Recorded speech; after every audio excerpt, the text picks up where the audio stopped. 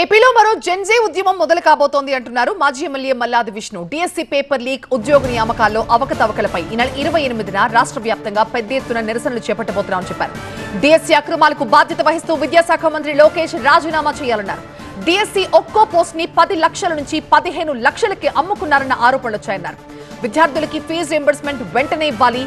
విద్యార్థులు, నిరుద్యోగ యువత భవిష్యత్తు కోసం మా పోరాటం కొనసాగుతుంది అంటున్నారు.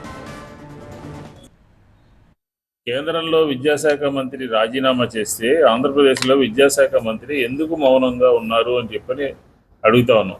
వైఎస్ఆర్ కాంగ్రెస్ పార్టీ సూటిగా తిన్నగా ఈ రాష్ట్రంలో నిరుద్యోగ యువకులకి జరిగినటువంటి అన్యాయాన్ని, డిఎస్సిలో జరిగినటువంటి అవకతవకలు మీకు మీరే జీవోలు ఇష్యూ చేస్తారు, మీకు కావాల్సిన వాళ్ళని ఎంపిక చేసుకుంటారు, బహిరంగ మార్కెట్లో 10 నుంచి 15 లక్షల వరకు కూడా అమ్ముతారు.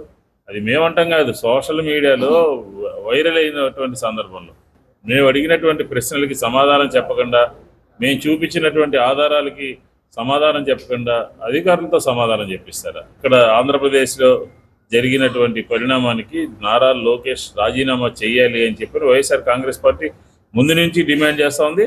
మరి ఇప్పుడు మరింతగా చేస్తూ ఉంది. ఢిల్లీలో ఏదైతే రాజీనామా చేశారో అలాగే ఆంధ్రప్రదేశ్లో కూడా విద్యాశాఖ మంత్రి రాజీనామా చేయాలి అని ఒక డిమాండ్తో రేపు 28వ తారీఖున మొత్తం యావత్ ఆంధ్రప్రదేశ్లో ఉన్నటువంటి విద్యార్థులకు, జన్జీకి సంబంధించినటువంటి వారందరూ కూడా ఈ అవకతవకల మీద, అవినీతి మీద ప్రశ్నించడం కోసం వైఎస్ఆర్ కాంగ్రెస్ పార్టీ ఇచ్చినటువంటి పిలుపులో మీరందరూ కూడా భాగస్వాములు కావాలి అని చెప్పని కూడా ఈ సందర్భంగా మేము కోరుతా ఉన్నాం.